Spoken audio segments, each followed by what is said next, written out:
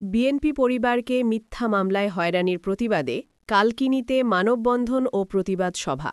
বিস্তারিত জানাচ্ছেন মোহাম্মদ আতিকুর রহমান আজাদ, মাদারীপুর প্রতিনিধি।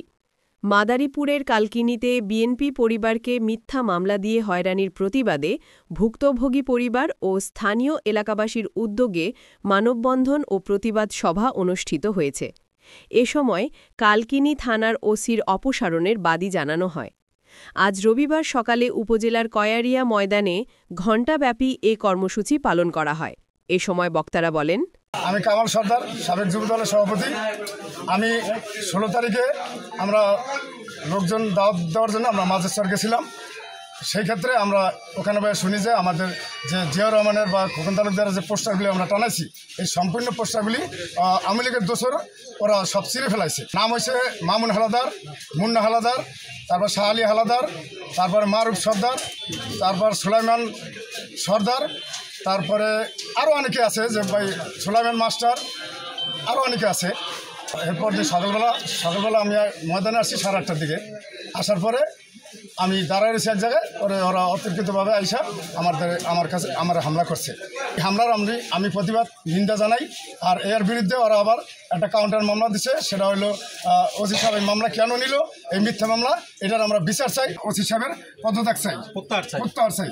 এই মামলার জন্য ওসি কোনো তদন্ত ছাড়াই আমাদের উপর হয়রানি করতেছে এবং মামলা রেকর্ড নিছে, তাই আমরা ওসির অপসারণ চাই। আমি ঢাকা মহানগর উত্তর কৃষক দলের সদস্য। বিগত দিনে আমরা এই 15 বছর ফ্যাসিবাদের দুঃশাসনের চরমভাবে নির্যাতিত, মামলা হামলার শিকার হয়েছি। অতর্কিত আক্রমণ করছে, তাদেরকে রক্তাক্ত জখম করছে, তাদেরকে মাথায় যে আঘাত করছে, যে কোনো সময় তারা সেই মৃত্যুর ঝুঁকির মধ্যে ছিল। কালকিনি স্বাস্থ্য কমপ্লেক্সে ভর্তি করেছি এবং থানায় একটা সাধারণ ডায়েরি করতে গেছি। ওসি সাহেব আমাদের সেই সাধারণ ডায়েরিকে তদন্তের অজুহাত দিয়ে 3 দিন পরে আমাদের সেই অভিযোগ সে নিয়েছে।